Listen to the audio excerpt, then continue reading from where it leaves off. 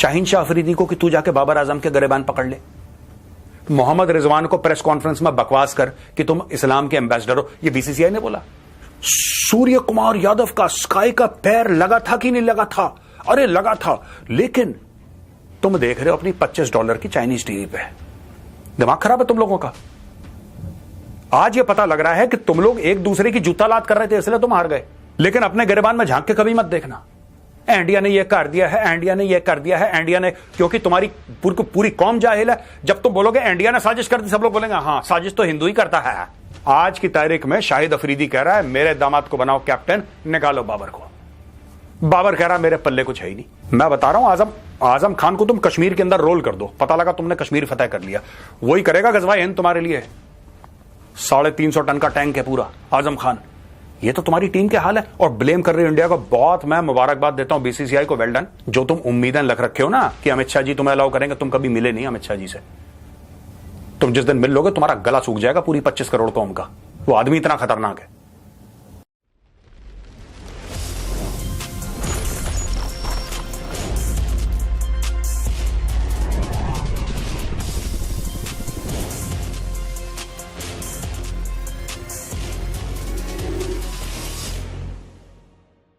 जय हिंद दोस्तों, मैं हूं मेजर गौरव आर्या और आप देख रहे हैं द चाणक्य डायलॉग्स।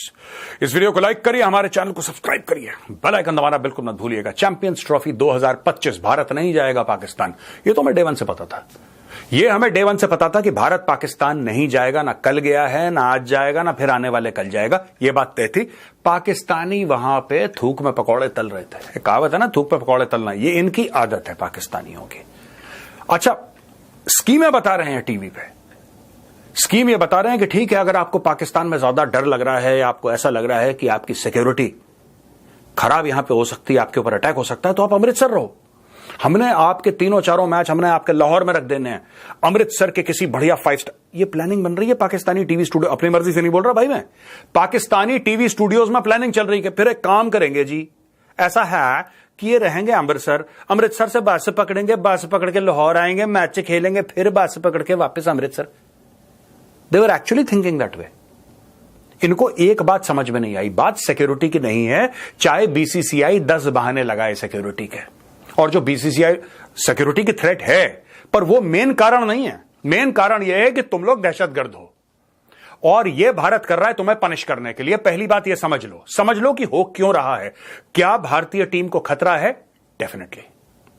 डेफिनेटली खतरा है। अब आप कहेंगे यहां पे ऑस्ट्रेलियंस भी आएंगे, यहां पे तो न्यूजीलैंड वाले भी आएंगे, यहां पे वेस्ट इंडीज वाले आएंगे, यहां पे श्रीलंका वाले। सिर्फ भारत को ही क्यों खतरा है? क्योंकि भैया, जो तुमने, मैं कई बार समझा चुका हूं, दोबारा बता देता हूं कि जो तुम लोगों ने दहशतगर्दी मचाई है, क्या ऑस्ट्रेलिया में मचाई है? नहीं, तुमने कश्मीर और पंजाब में मचाई है दहशतगर्दी। जो तुमने 26/11 करा था वो तुमने केप टाउन में करा था, नहीं तुमने मुंबई में करा था। जो भी तुम गलत काम करते हो, जो तुम्हारी जंगें तुमने लड़ी हैं, वो न्यूजीलैंड के साथ लड़ी हैं, इंग्लैंड के साथ लड़ी हैं, नहीं भारत के साथ लड़ी हैं। तो भाई तुम्हारा सारा का सारा दहशतगर्दी वाला जो मामला है, या तो इंडिया फेसिंग है, अफगानिस्तान फेसिंग है, थोड़ा बहुत तुम्हारा ईरान फेसिंग है, यही तो बात है। तो भाई जो इंपैक्टेड है, जिसकी वजह से ये सब हो रहा है, उससे तो इंसान बचेगा यार, जाहिर सी बात है।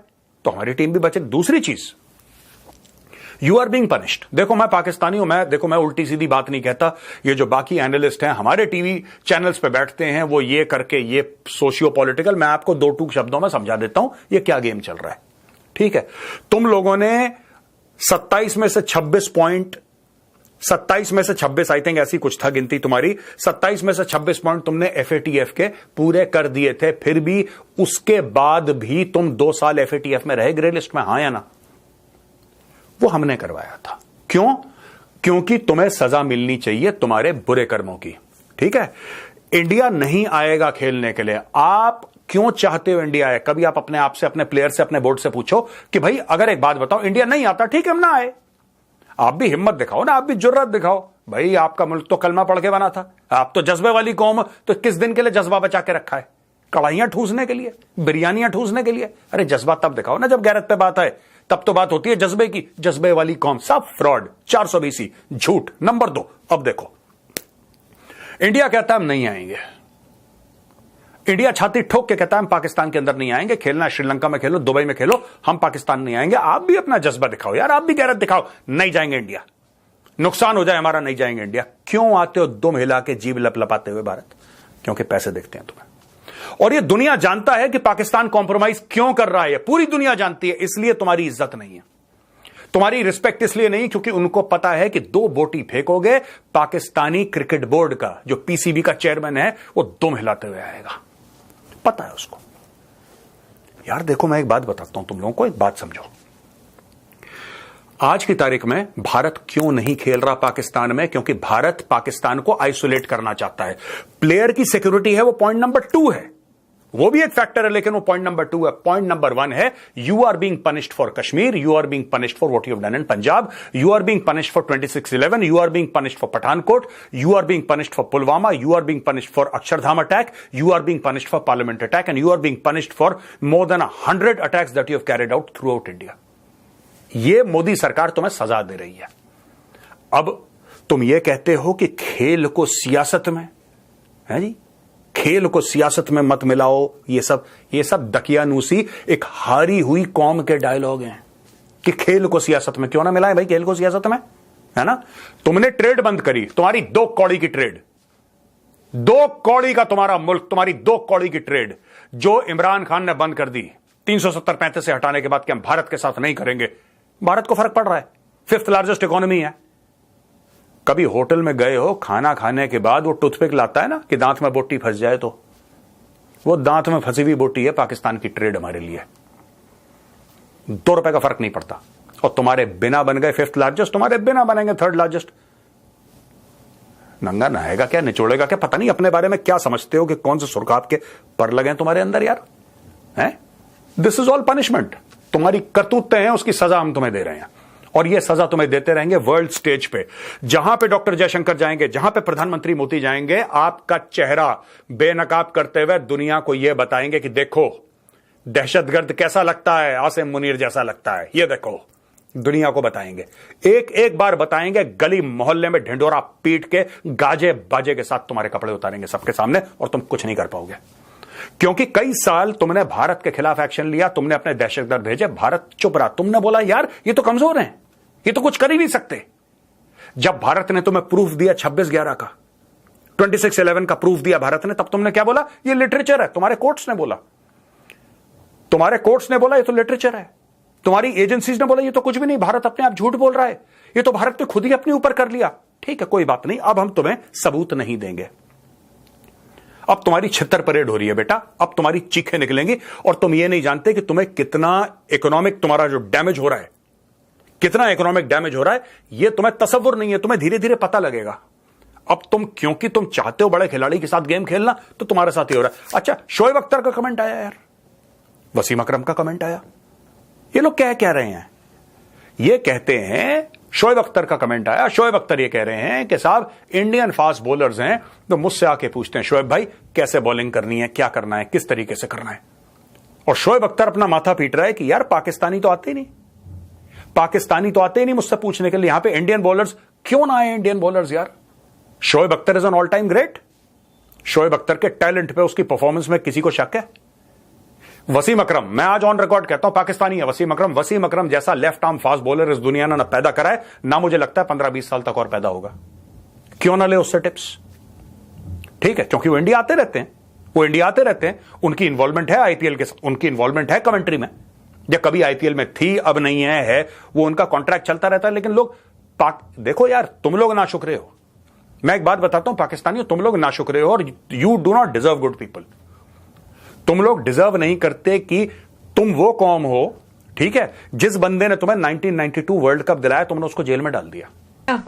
कोई पाकिस्तानी जो है वो इंडिया के साथ अच्छे रिलेशनशिप्स की सोचेगा ही नहीं।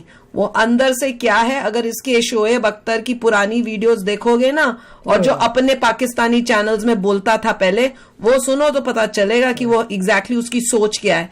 ये तो जब से वो इंडिया के चैनलों में आके उसकी पैसे कमाने का जरिया हुआ है, जैसे बाकी पाकिस्तानी हैं जो रिएक्शन चैनल्स खोल के बैठ के इंडिया की वाहवाही कर रहे हैं, वो भी उसी वजह से कर रहा है। तो इतनी समझदारी हर हिंदुस्तानी के अंदर होनी चाहिए कि ये पाकिस्तानी अगर कुछ मीठा भी बोल रहे हैं इंडिया के लिए, वो इसलिए बोल रहे हैं क्योंकि उनका वो कमा रहे हैं इंडिया से।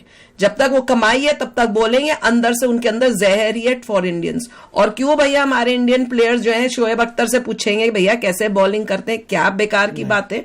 ये तो मैं बिल्कुल सुन के मुझे बड़ा ही तकलीफ हुई है सुनकर। देखिए पॉइंट ये देखा ही आप सबने तो हमारा आर्मी क्रिकेट बोर्ड इसी वजह से नाकाम है क्योंकि इन्होंने ग्रुप्स बनाए हुए हैं। मतलब वो एक टीम की तरह खेलना नहीं चाहते।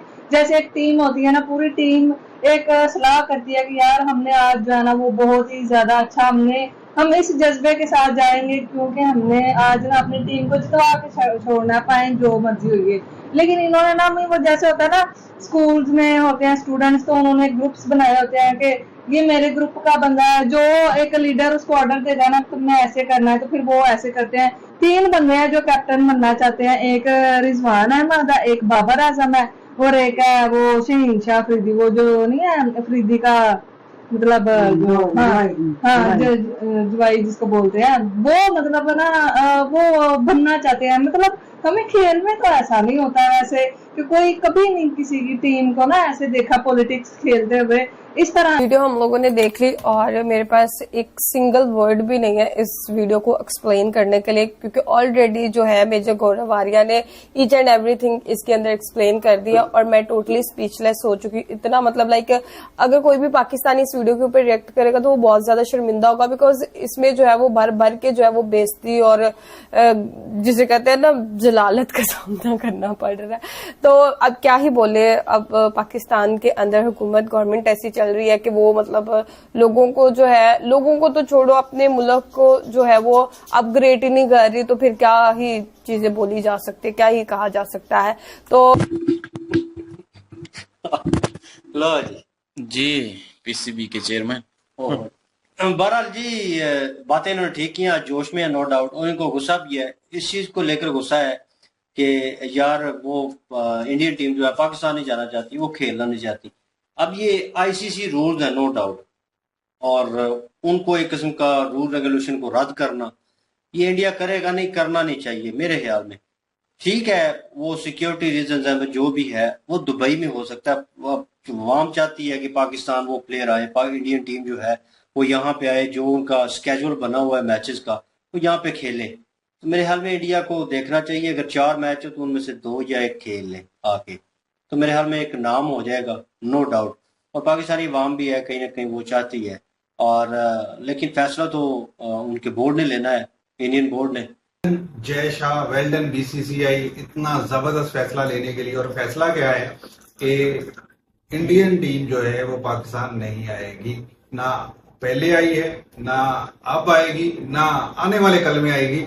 उन्होंने वो सारी तफसीलात भी बताई। और अभी लग रहा है हमें, हमारी तो वैसे भी क्रिकेट जो 2-4 साल 8-10 में वैसे ही खत्म होने वाली है, और उसके बाद तो ये सीन रहने लगे जो हालत चल रही है हमारी टीम की, फिर कमाई कहां से? हाँ, और एक हमारा जो शाहिद अफरीदी साहब है अपने दामाद को बनाना चाहते हैं कैप्टन, और जो कैप्टन है वो कहता है मेरे पल्ले कुछ नहीं है। और यहाँ पे हर किसी के पास ये बहाना जरूर होता है, यहाँ पे कोई वजीर आजम ही बन जाता है वो कहता है कि मेरे पल्ले कुछ नहीं है।